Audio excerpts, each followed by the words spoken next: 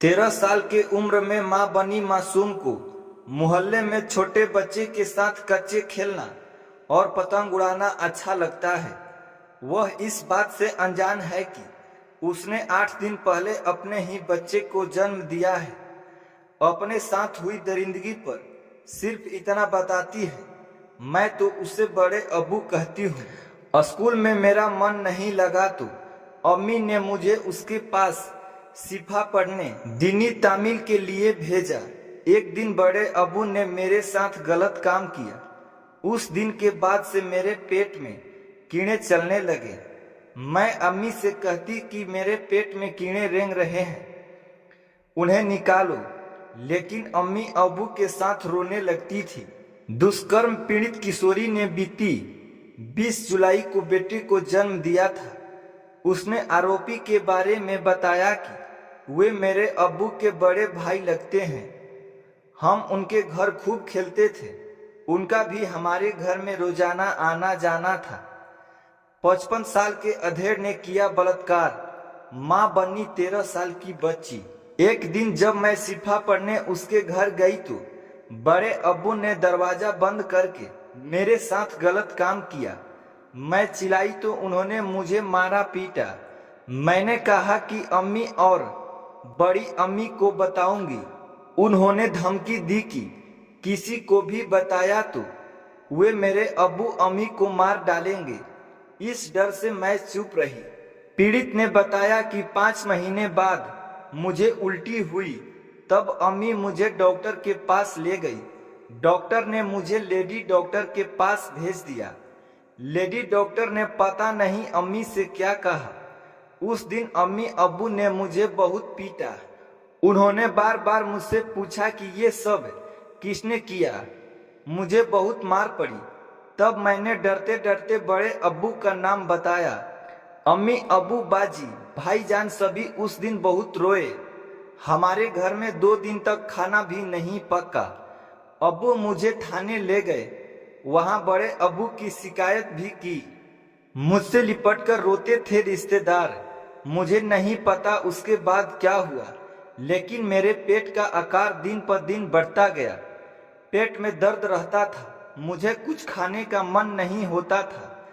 उल्टी आती थी। अम्मी कड़वी दवा खिलाती थी। वह मुझे घर से निकलने नहीं देती थी। कमरे में बंद कर दिया था। एक दिन हम नए मोहल्ले में रहने आ गए। उसने आगे बताया कि हमारे घर ईद भी नहीं मनी। मामा नानी जो भी आते सब मुझसे लिपट कर रोते।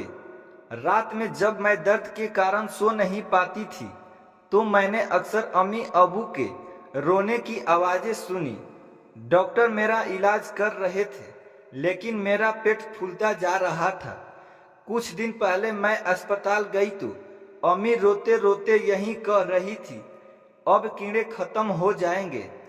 9 महीने तक समाज से छिपकर उसने जिस बच्चे को अपनी कोख में पाला, वे उसका अपना खून है, जो उसकी गोद में आने को तड़प रहा है।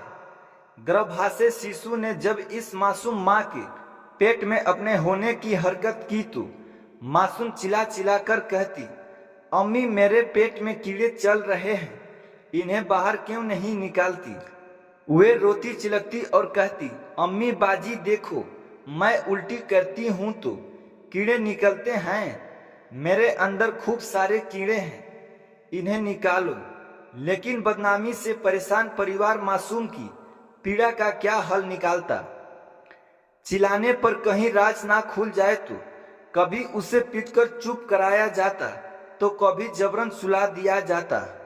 पिता के मन में ख्याल आया कि बेटी को मार दे, लेकिन अपने कलेजे के टुकड़े को कैसे मार दे। मेडिकल अस्पताल से प्रसव पीड़ा से गुजर रही इस मासूम को खुद ममता की जरूरत है। उसे क्या पता कि वे दुनिया के सबसे कीमती मातृ सुख से गुजर रही है। बच्चा माँ की गोद से दूर। परिजनों ने बताया कि डॉक्टर ने नॉर्मल डिलीवरी के लिए मना कर दिया था, क्योंकि बच्ची का शरीर इसे नहीं झेल सकता था। किशोरी बहुत कमजोर है, इसलिए डॉक्टरों ने इसे अस्पताल में रखने को कहा था, लेकिन परिजन बदनामी के डर से उसे घर ले आया। उसके बच्चे को रिश्तेदारी में रख दिया है, जहां रिश्ते की मामी उसे पाल रही है। मासूम माँ से उसका बच्चा 8 दिन से दूर है। मासूम की मामी ने बताया कि पुराने मोहल्ले में बात खुलने के डर से हमने वह घर छोड़ दिया। बच्ची के भाई बहनों का वहां रहना मुश्किल हो गया था। मोहल्ले के बच्चे उसके साथ खेलते भी नहीं थे। स्कूल छूट गया था। ऐसे में बदनामी से बचने के लिए मजबूरन दूसरे मोहल्ले में जाना पड़ा। बेटिया के 6 भाई बहन हैं। पिता मजदूर है, लेकिन 5 महीने से रोजगार पर नहीं गया। किसी तरह खर्च चल रहा है। जमा पूंजी बेटी के इलाज, मुकदमे कचहरी में खर्च हो गए। परिवार शासन से न्याय चाहता है ताकि बच्ची और उसके बच्चे का भी जीवन चल सके। पिता का कहना है कि मैंने उसे बड़ा भाई माना, परिवार जैसा नाता था। उन्होंने भरोसा तोड़ दिया, हमें तबाह कर दिया। मेरी बेटियों से कौन शादी करेगा? ये बच्ची कहाँ जाएगी? इसका क्या होगा? उन्होंने तो भरोसे का खून कर दिया। तो दोस्तों, आपको यह छोटी सी जानकारी कैसी लगी? हमें कमेंट करके जरूर बताइएगा। धन्यवाद।